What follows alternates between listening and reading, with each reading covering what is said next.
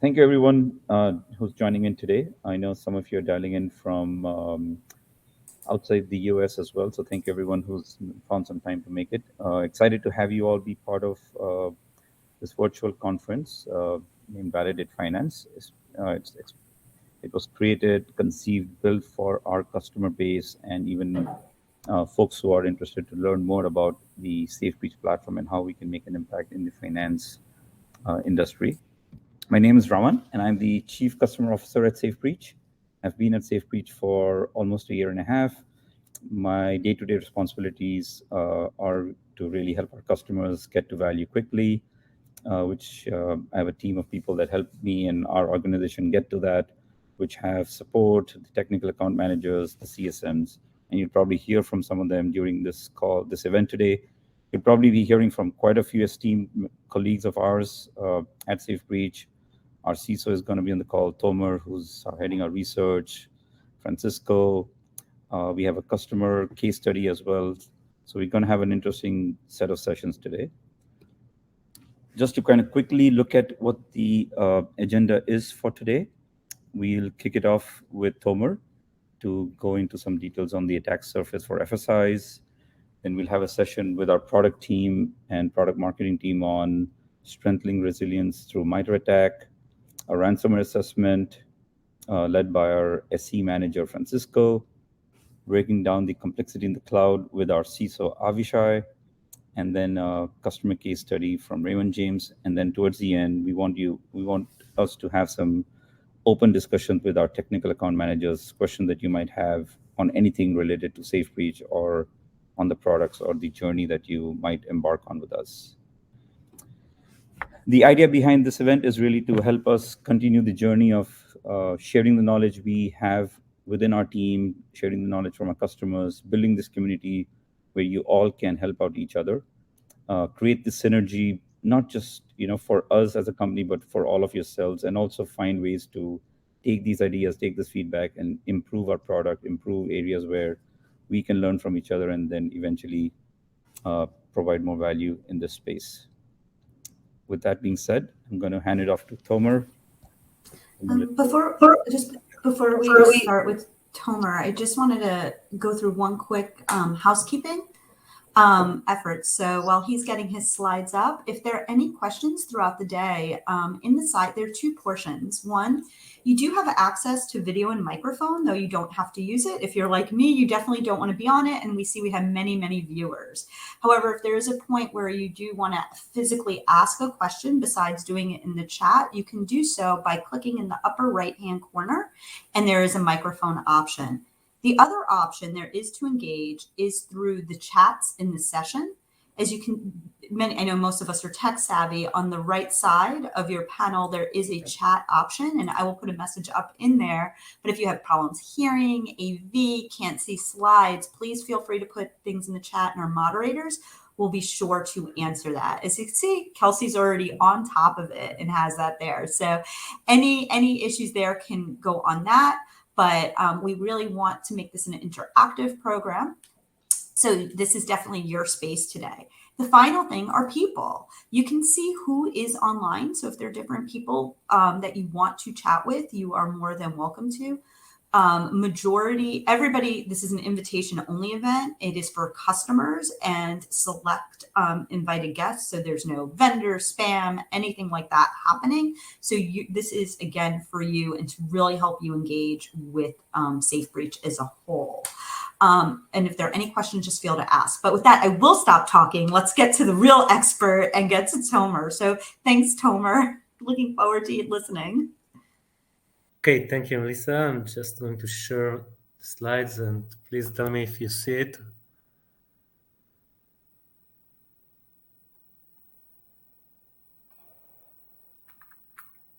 Can you see my slides? Yes, we do. Okay, so thank you, everybody, and welcome to a 15 minutes talk about the financial sector attack interface. My name is Tomer Bar, and I'm the Director of Security Research at SafeBreach. I have more than 20 years in this field and spoke at different global conferences in the cybersecurity field. and my main focus is on vulnerability research and also nation-state APT research. So I'm kind of familiar with financial sector's attacks. And what we are going to talk today is about test case. It's always good to start with test case to see the possible damage that can happen with a successful attack. And then we'll go and see the overall trends, and we'll speak about past attacks and also about possible future attacks and what can SafeBreach do to help you with that. Okay, so I think that everybody heard about it, but it's the most major event in the past, I think, on our financial institute. So we are speaking about 2016, February. There was an attack that was came from North Korea, a related threat actor who tried to steal $1 billion from the New York branch of Bangladesh, and they used the SWIFT system in order to transfer the cash into their account. And fortunately, the attack was detected in real time and stopped, but only after 81 million US dollars were already stolen. They were kind of lucky that they got to stop the attack in real time. But if $1 billion were stolen, then the entire financial institute of Bangladesh, National Bank, would have collapsed. So this, I think, demonstrates the damage. And if we look at the bigger picture, SWIFT is a appealing target since 11,000 institutes around the world use it to transfer trillions of dollars each day. So the numbers are huge. And if SWIFT will be under denial of service attack or other attacks, it could be devastating to the old world economy. And just yesterday, I looked for more recent examples. So yesterday, I saw an attack, a big attack against Russia's second largest bank. It's called VTB Bank, and it says it's facing the worst cyber attack in its history. And all of their websites and mobile apps were taken offline due to ongoing distributed denial of service attack. It's a large attack. So attacks are still going on. It's not only in the past. And according to the Boston Consulting Group research, financial services firms are up to 300 times more likely to experience a cyber attack compared to other companies in other industries. So it's where the money is, and the attacker and hackers understand that, and they aim their cyber arsenal, especially against financial sector banks or other institutes. And in real, this focus results in a 20% increase in attacks against this financial sector in the last year. And as a result, more than $600 million worth of ransom payments were made last year, as far as we know. And 75% of FSI leaders witnessed that when they asked that they had one or more ransom attacks in the past year. So these numbers are amazing. So 3 out of 4 financial institute were hit by ransomware in the past year. 63% of these victims said that they actually paid the ransom, and maybe the percentage are even higher in real, because it's hard to maybe say that you paid. But 63, it's like more than half, said that they did pay the ransom, so they did suffer from the attack. And I think last number before we continue is that over the past 2 years, we have observed that the size of distributed denial of service has doubled. So 2 times that more than in 2022. And in the Corona area, there was increase in 62% increase in attacks against FSIs institute compared to 2019. So the distributed network service seems to be the most frequent attack vector, but there were other attack vector, and we'll shortly discuss them. And another thing that happened in 2022, it started at February. It was the war between Russia and Ukraine, and this war increased the risk and the probability of financial attacks. So far, we've seen 4 waves of different wipers. Wipers are tools that aim to delete files in the victim's computers, victim networks.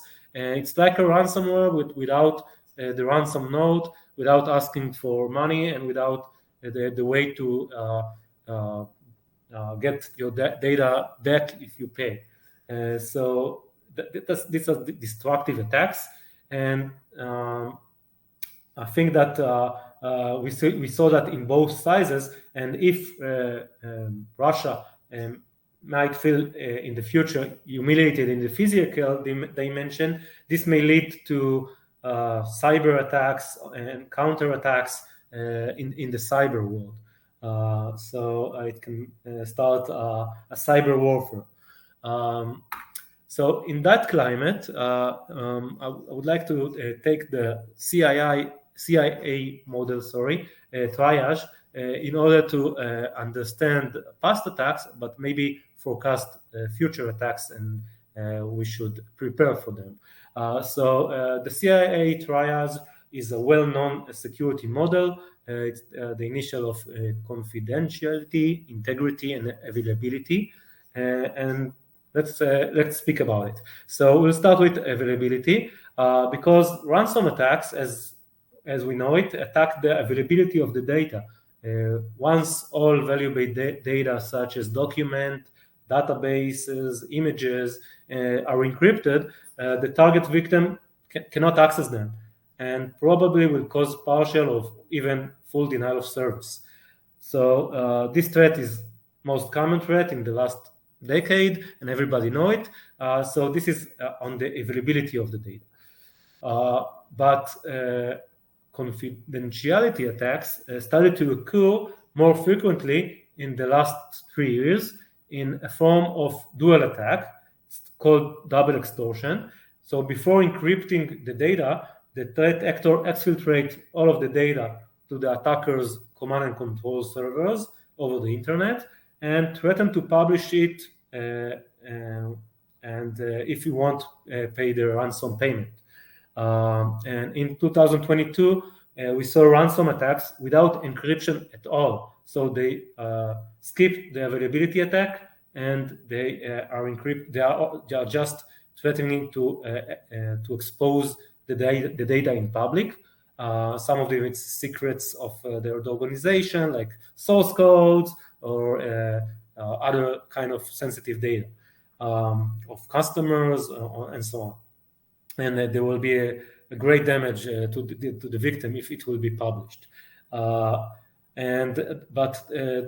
the majority of the attack probably do both things, and they are starting to do the double extortion for 2 main reasons. The first reason is due to increased focus in security controls to monitor and prevent encryption files operations, or the pre-encrypt actions of the attacker, like stopping services, deleting shadow copies, volumes, and so on. So to not enabling the victim to overcome the encryption by going back to a previous snapshot before the encryption. And the second reason is that the improvement of backup processes outside of the OS. So some targets had success in minimize the impact of the availability attacks and won't pay So this is a new attack vector that is not influenced by the ability of the victim to backup and restore from backup, and the data is already exfiltrated, so the attacker can do whatever he wants without the victims able to not paying the amount. So the last piece of the puzzle is the integrity attack. And as far as I know, we haven't seen integrity attacks against financial targets during a ransom campaign so far. But think what can happen if some attacks will start to attack the integrity level. I think it will go to the next level of attack, because attacker can manipulate the data of the bank, the customer data, and just change the balance, for example, of some part of or all of the bank customers, and create fake transactions. And this may cause the customer to lose their trust in the bank and to withdraw all of their savings all at once. And this may collapse this financial organization. So it could be a domino effect, and one bank can fall and create a domino effect in other institutes, and so on. I hope we won't see it in the future, but we should prepare for such attacks as well. And financial organization usually, like others, but even more, invest millions of dollars in purchasing security controls, but large percent of the breaches occurs because of bad configuration and other reasons, and the attackers are just required to locate the weakest link. And organizations usually do penetration testing. This is a good start, but I think that it's not enough, since it's usually done in cadence of a quarter or even longer cadence. So how will you know if the temporary firewall rules, for example, added for a specific use case was not left behind in time? You can detect it in the next penetration testing, but what about the gap between the actual vulnerability or security hole to the time of discovery? Or another example, how will you know if the latest installed router was installed without the default password? It was changed after the installation, and so on. So we recommend about not about just SafeBreach, to use breach and attack simulation in order to continuously monitor your security risk and to minimize the gap to find security holes. That's it. So if you have any questions, thank you for having me, and I will answer any questions if possible.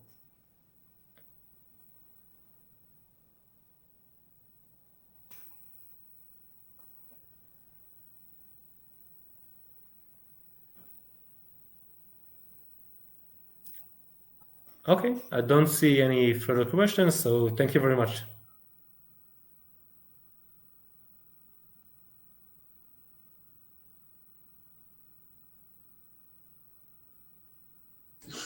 Would help if I unmuted things. No sound issues, just mutes. So Tomer, thank you so much for questions. If there are any live questions that anybody does want to ask, you can easily join and ask a question and open your microphone. In the corner, it just says microphone and video, and you can easily get out of it, as I've been doing. You can leave and enter. But if there are no questions, and I just want to make sure there are none in the chat because I am on full, we don't see any there now.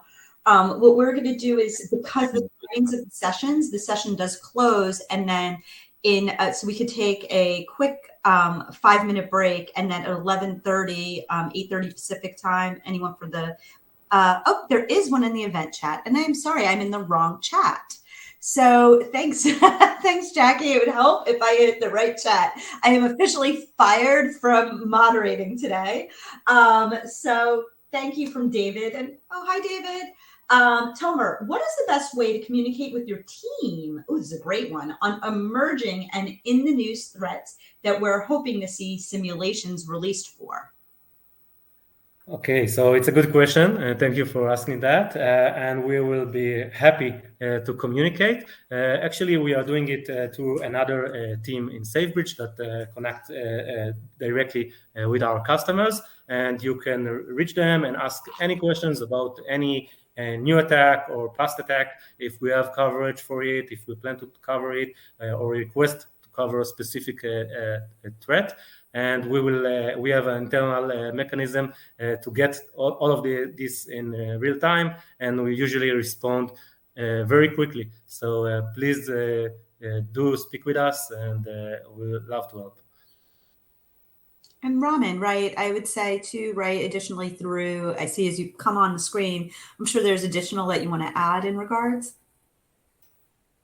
Yeah, there we go, we can hear you again. Typing the response on Slack, but on chat, but I think David, and for everyone else, as Somer mentioned, always start off by sending a note to support@safebreach.com, or even asking the question in the product. That also creates a case for the support team. And as Somer mentioned, we have an internal discussion, internal forum with the research team, and I have to admit they're very, very responsive. So they immediately respond to the request, and we should be able to get back to you pretty soon, or know when we'll have the attacks in the playbook and so forth.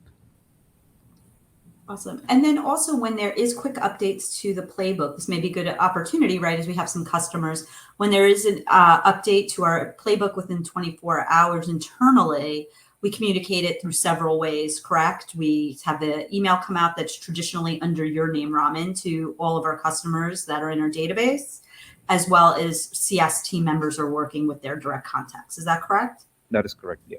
So that's correct. So that's anything else that comes through there. We see another question is, Tomer, how many future attacks do you expect really do happen? And if so, how successful are you in how successful are our customers in stopping these attacks? That's a big question, but what are we thinking we're seeing as we move through there?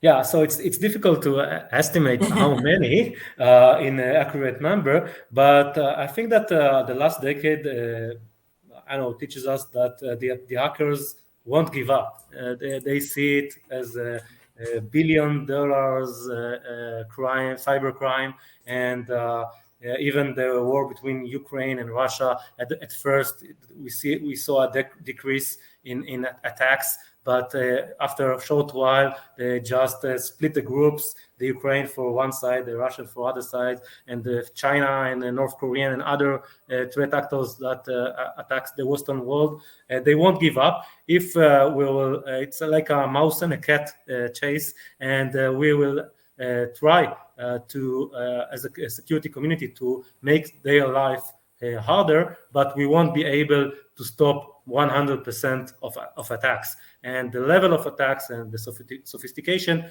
will rise, but I think our job is to make their life harder. And for script kiddies and not a group that are not nation-state groups, they shouldn't have success in attacking the largest institute in the world. So we should aim for that. But as I said, we will still see some successful attacks and breaches in the future. Awesome. And just congratulations. I know a few weeks ago you published some really exciting research that's come out, and yesterday on your team or from your team presented at Black Hat was on the front page of Dark Reading with some exciting research. I know not necessarily totally directed at FSI, but just really great stuff coming out of your team and that you're doing for the wider cyber community. So thank you so much for giving back and everything that you do there. So this was awesome. And look, now we're at 11:30. So what we're going to do is, in terms of the next session, you can easily, you can leave this session, and then easily if you go into the reception or sessions, you can just click on the next session, and we'll be kicking that one off in the next minute or so. So Tomer, thank you again for presenting, and again for everybody that's joining so far, and for the great questions, and just again, keep them coming, and this is how we'll continue to move it throughout the day. So this is great. Thank you, everyone. See you in the next session.